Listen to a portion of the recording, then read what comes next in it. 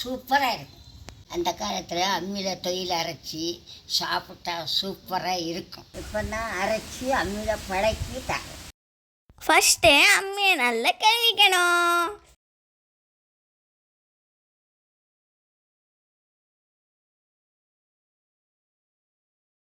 First இந்த தேங்காயும் மல்லியும் வச்சு நல்லா அரைச்சிக்கணும். அது எதுக்குன்னா புது அம்மியில் உள்ள தூசியெல்லாம் இப்படி அரைக்கும் போது க்ளீன் ஆயிரும்.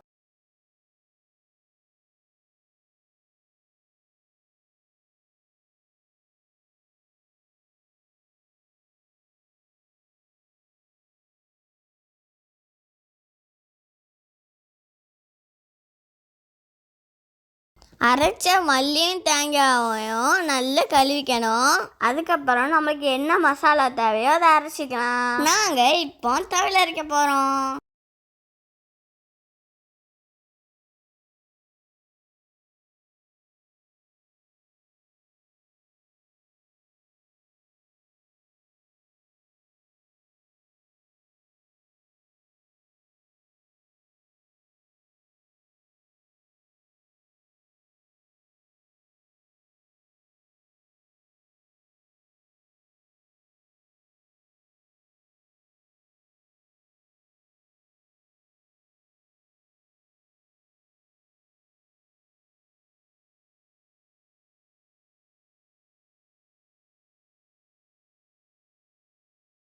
உப்பு காடு மாதிரி பாருப்பா.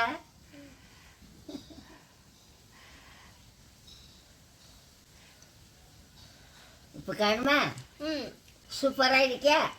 சூப்பராக இருக்கு.